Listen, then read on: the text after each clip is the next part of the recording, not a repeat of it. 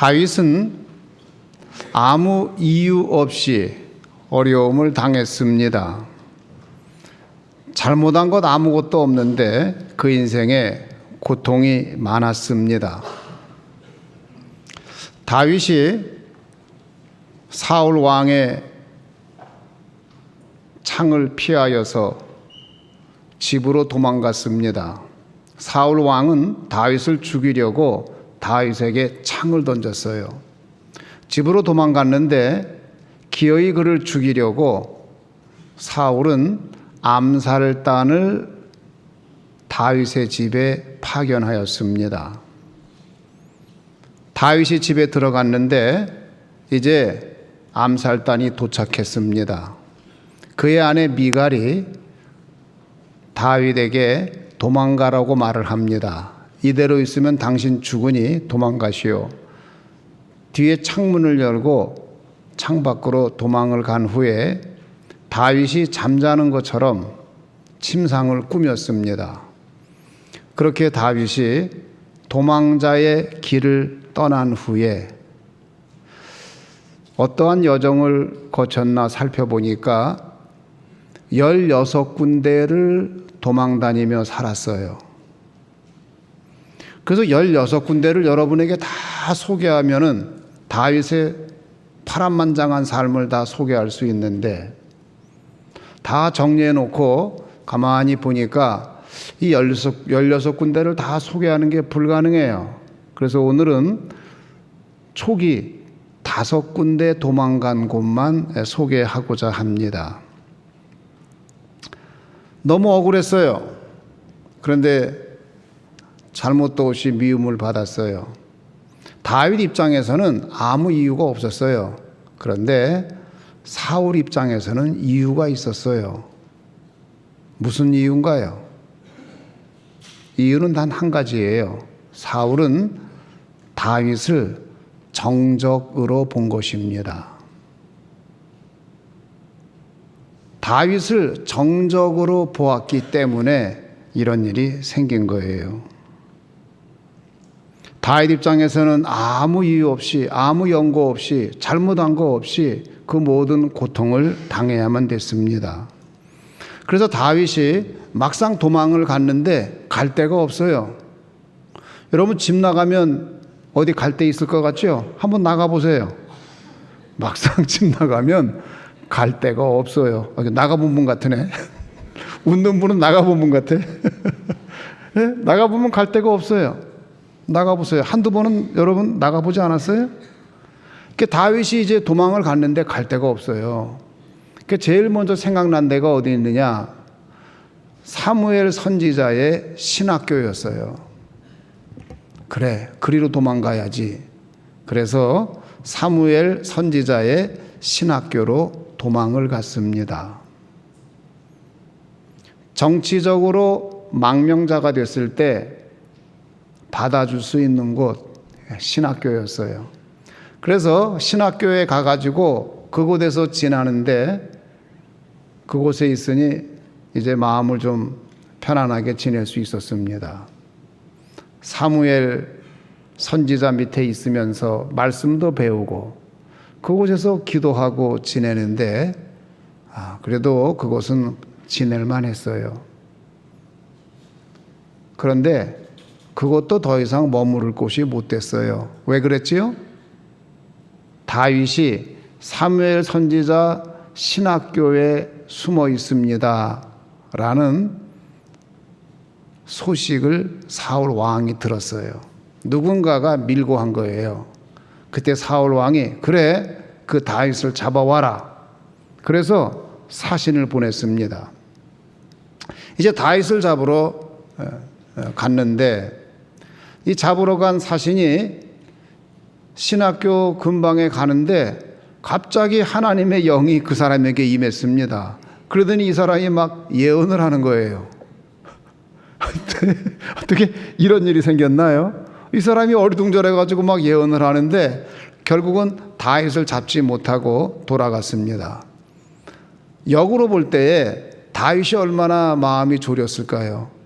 신학교도 더 이상 안전한 것은 못 되는구나. 나를 잡으러 왔구나. 그런데 그 사람이 잡지 못하고 돌아갔어요. 보고를 받은 사울 왕이 화가 났습니다. 그래서 사울 왕이 직접 나갔습니다.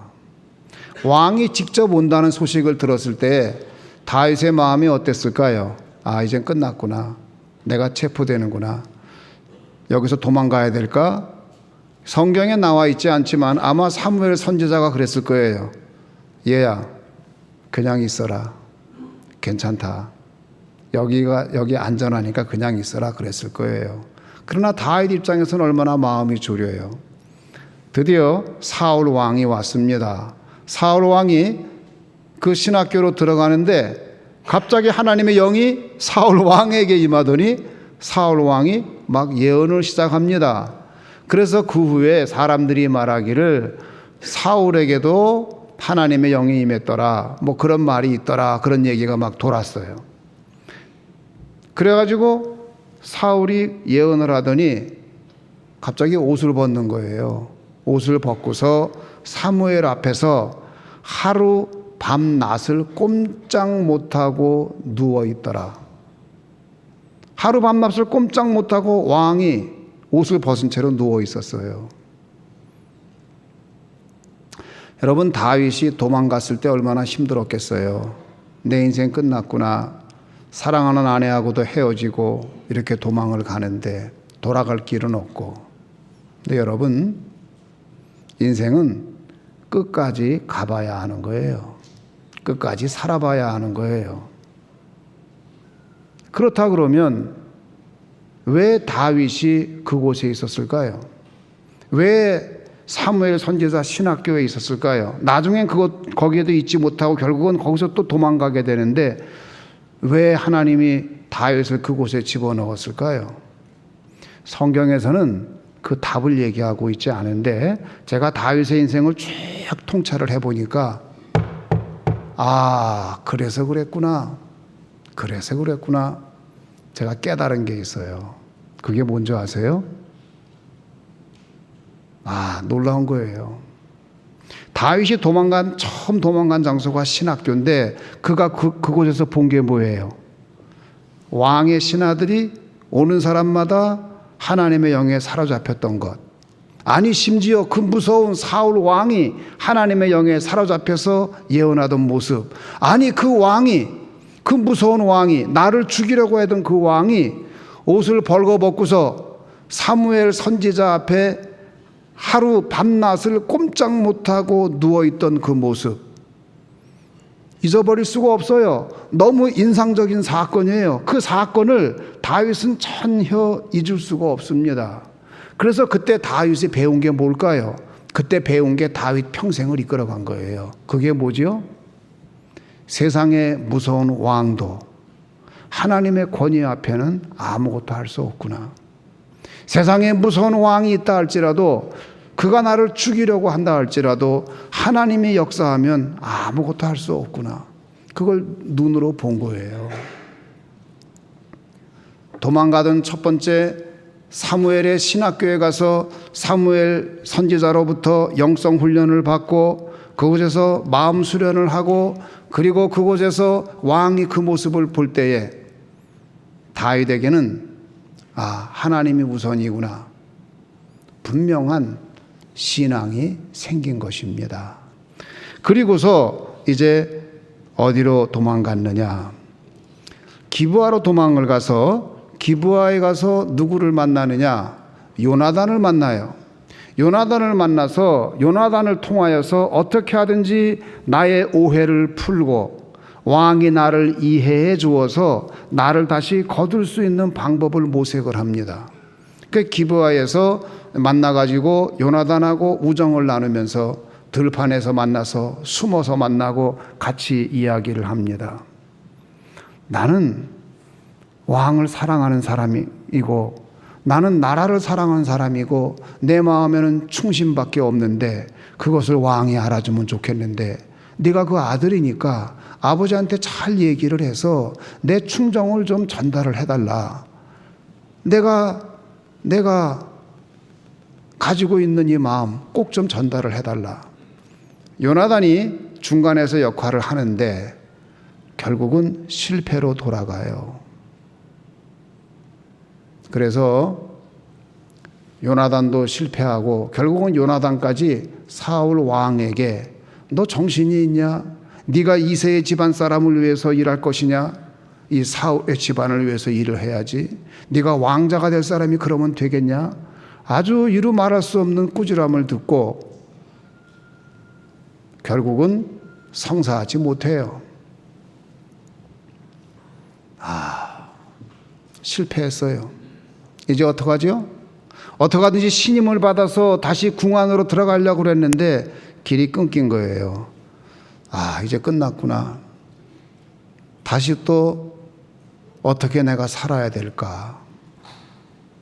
어떻게 살아야 될까? 그런데 그때 끝났다고 생각했을지 모르지만 여러분, 끝난 거 아니에요. 끝까지 가봐야 알아요. 끝까지 살아봐야 나중에 깨닫는 게 있어요. 지금은 모르는 거예요. 그때는 인생이 다 끝났다고 생각했지만 아니에요. 자, 그렇다면 요나단과의 관계에서 왕궁으로 들어가려고 그랬는데 실패했어요. 그럼 하나님이 그곳에서 가르쳐 준 건 뭐지요? 그렇구나. 제가 말씀을 읽으면서 또 하나 통찰 얻은 게 있어요. 그게 뭐냐? 원수의 아들과 친구 맺기. 그 일을 해낸 거예요. 원수의 아들하고도 친구가 될 수 있는 훈련을 받았기 때문에 후에 일국의 위대한 통치자가 될 수 있었던 겁니다. 그리고 그 다음에 이제 궁으로 돌아가는 게 이제는 완전히 불가능하니까 도망을 갑니다. 도망을 가는데 갈 데가 없어요. 어디를 가겠어요? 그래서 노비라는 지역으로 도망을 갔는데 광야에서 배도 고프고 살 길이 없는 거예요. 그 도망을 가다 어디로 갔냐? 노베에 있는 제사장의 집에 갔습니다. 나중에 이 사실이 사울 왕에게 보고가 되었습니다. 사울 왕이 그 이야기를 듣고 분기탱천해서 군사들을 풀어가지고 노베에 있는 그 제사장 아히멜렉에게 가서 아히멜렉 제사장을 죽였을 뿐 아니라 도액이라는 사람을 시켜서 그 마을에 사는 제사장의 가족까지 다 죽여버렸어요. 70여 명이 죽었는데 말 그대로 학살을 한 겁니다. 사울 왕이 제사장의 가족을 학살을 했어요. 나중에 다윗이 길을 떠나서 광야에 있을 때에 황무지에서 그 소식을 들었을 때에 가슴을 찢고 울었어요. 어떻게 이런 일이 있을 수 있을까? 하나님, 내가 무엇을 잘못했기에 왜 이런 일이 나에게 생깁니까? 그 제사장 아히멜렉이 뭐 잘못한 게 있다고? 아니, 그 가족이 다 죽어야 됩니까? 그 다윗이 그냥 피눈물을 흘리면서 우는 거예요. 그러면서 그때부터 다윗이 더 이상 사람을 만나지 않고 광야로 동굴로 살게 된 거예요. 왜? 자기를 도와준 사람을 왕이 다 죽여버리니까. 다윗은 잘못한 게 아무것도 없는데 단지 정적이라는 이유 하나 때문에, 정적이 그렇게 무서운 거예요. 그러면 이 일을 통해서 다윗이 얻게 된 것은 무엇일까요? 그냥 단순히 그렇게 죽어버리면 너무 억울하잖아요. 그때 다윗이 얻은 게 있어요. 무엇을 얻었을까요? 나는 제사장의 집안을 존중하리라. 나는 일을 할 때에 제사장을 모시고 일을 하리라. 그때 결심한 거예요. 그때 결심을 했는데 마침 그 집안이 완전히 몰락할 때에, 아히멜렉의 집안이 몰락할 때에 아히멜렉의 아들 한 사람 아비아달이 생존을 해요. 그 자리에 없었어요, 다행히. 그래서 다윗이 그 다음부터 모든 일을 할 때에 그를 제사장으로 모시고 일을 했어요. 나중에 왕이 되어서도 그를 모시고 일을 했어요. 그것은 무슨 얘기냐? 내가 무슨 일을 하든지 일을 할 때에는 하나님 중심으로 하리라. 내 야망으로 일을 하는 것이 아니라 내 야망으로 일을 할 때 어떤 결과가 나오는지를 내가 두 눈으로 똑똑히 보았는데, 정치적인 권력을 위해서 일을 할 때 어떤 일이 있었는가, 그 학살의 현장을 내가 두 눈으로 분명히 보았는데, 나는 정치적인 목적으로 내 권력을 위해서 일하는 사람이 아니라 하나님의 뜻을 살리는 그런 왕이 돼야 되겠다, 그 결심을 하게 된 거예요. 사랑하는 성도 여러분, 내 인생에 고난이 왔을 때에 나는 너무 억울하고 심지어 그런 학살의 현장을 내 눈으로 보게 되는, 내가 가장 사랑하는 사람을 잃어버리는 그러한 처참한 환경에 있게 되는 경우도 있지만은, 그러나 그런 고난의 현장에서 우리가 배우는 거예요. 만약에 다윗에게 그러한 고난의 현장이 없었다면은 다윗은 위대한 왕이 되지 못했을 겁니다. 그리고서 그 소식을 들은 다음에 아히멜렉과 그 모든 제사장의 일족이 죽었다는 소식을 들은 다음에 다윗이 결심을 해요. 여기서는 살 수 없구나. 나를 만난 사람은 다 죽이니 어떻게 할까? 그래, 차라리 적성국가인 블레셋으로 넘어가자.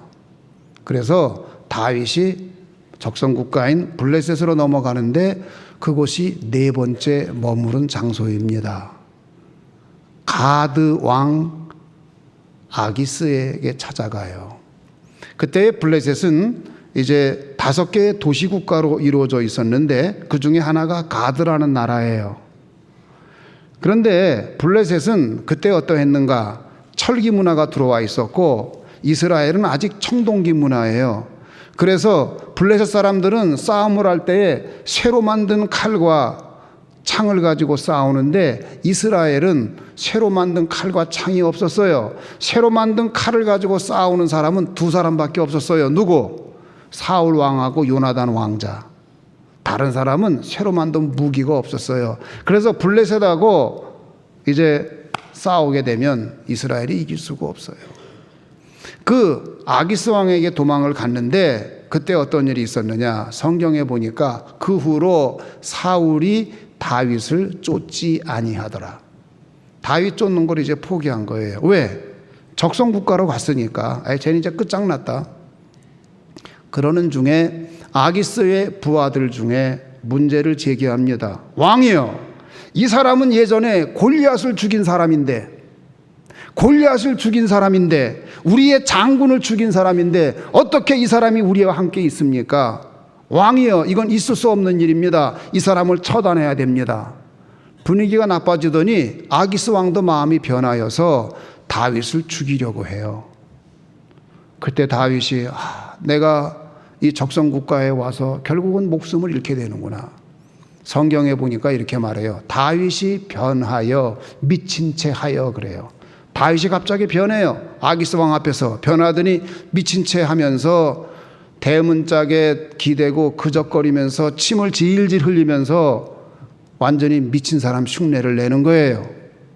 그랬더니 아기스 왕이 보더니, 아이고, 저게 자기 장인어른한테 그렇게 몹쓸 짓을 당하더니 이젠 진짜 미쳐버렸구나. 제가 우리나라로 올 때부터 난 이상하다고 생각했는데 오죽 힘들었으면 우리나라로 왔을까. 그런데 이제는 완전히 미쳐갖고 맛이 갔구나. 야, 쟤 쫓아버려라. 저 미친놈 죽여야 뭐하냐. 근데 그 인생이 불쌍하지 않냐. 그냥 쫓아버려라. 미친 사람이 할 수 있는 게 뭐가 있겠냐. 그래서 다윗을 쫓아버렸어요. 그래서 다윗이 겨우 생명을 구했습니다. 여러분, 그런 일을 당했을 때는 인생은 끝난 거예요.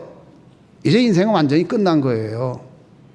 그런데 우리가 끝났다고 생각할 때에 끝난 게 아니에요. 여러분 살면서 내 인생 끝났구나, 나한테 아무 희망이 없구나 그러는 분 있어요? 아니에요. 끝까지 살아봐야 아는 거예요. 끝까지 살아보기를 주의 이름으로 축원합니다. 끝났다고 끝난 게 아니에요. 그러면 도대체 다윗이 거기서 얻은 게 뭐예요? 하나님, 왜 아무 죄도 없는 사람이 여기서 내가 이렇게 고통을 당해야 됩니까? 내가 하나님 앞에 잘못한 것도 없고 내가 아무 혐의가 없는 사람인데 왜 여기서 이런 고통을 당하고 죽음을 당하게 돼야 됩니까? 그리고 이제 그곳에서 미친놈이 돼갖고 나왔어요. 나온 후에 갈 데가 없어요. 그래서 5번째로 몸을 은둔하고 숨기면서 간 곳이 어디냐? 그것이 오늘 본문에 나오는 아둘람 굴입니다. 그곳에 숨으면 찾을 길이 없어요. 그 아둘람 굴에 갔더니 그곳에 숨어서 사람 안 만나려고, 숨어서 사람들이 나 못 찾게 하려고. 근데 어떻게 알고 다윗이 왔다는 소리를 들고 빚진 사람, 환난당한 사람, 가슴에 원통한 게 많은 사람, 이런 사람들이 모여드는데 한 400명이 모였어요. 거기서 모여가지고 그곳에서 같이 지내게 됐는데, 사랑하는 성도 여러분, 거기서 다윗의 지도자 수업이 다 이루어진 거예요. 무슨 얘기예요? 그 나라의 가장 밑바닥에 있는 사람들, 그 사람들과 호흡할 수 있는 길이 생긴 거예요. 왕자로 살면은 절대로 서민들의 인생을 알 수가 없어요. 어떻게 알아요? 평생 왕자로 산 사람이 저 밑바닥 시장바닥에 있는 사람의 삶을 어떻게 살아요? 만약에 다윗이 왕의 사위로 부마로 계속 살았으면은 그 밑바닥에 가슴이 원통한 사람, 그 밑바닥에 살면서 빚지고서 빚 때문에 살지 못해서 목숨 끊고자 싶어하는 사람, 그 사람들의 심정을 어떻게 알아요? 그런데 그런 사람들만 모였어. 그런 사람들만, 어디 갈 데 없는 사람들, 그 사람들 모여서 함께 살면서 그 사람들과 함께 나라를 일궈 나가는데, 나중에 그 사람들 가운데 장군도 나오고 저 밑바닥에서 개천에서 용이 나오고 놀라운 일이 벌어진 거예요. 아이고 저기서 무슨 일이 일어나, 저 아둘람 굴에서 집도 없이 굴 속에 사는 것들 아니에요. 인생은 끝까지 가봐야 되는 거예요. 제가 지금 다윗이 도망간 데가 16군데인데 5군데밖에 얘기를 못했어요. 그 파란만장한 인생을 어떻게 다 얘기하겠어요. 그런데 제가 말하고자 하는 것은 무엇이냐, 여러분이 지금 어려운 가운데 있다 할지라도 낙심하지 마세요. 끝까지 살아봐야 하는 겁니다. 아니, 끝까지 살아봐야 그때의 일이 보이고 그때의 일을 알게 되는 거예요. 왜 그랬는지, 그때 왜 그런 일이 생겼는지 그게 보이는 거예요. 사랑하는 성도 여러분, 여러분 가운데 힘들고, 여러분 가운데 어렵고, 모함당하고, 무시당하고, 배척당하고, 인생에 막혔다고 생각하는 분이 있으면 낙심하지 마시고 그것을 훈련의 장소로 삼아서 끝까지 살아봐야 하니까 끝까지 사시고 끝까지 가봐서 깨달음이 있는 여러분 다 되시기를 주의 이름으로 축원합니다.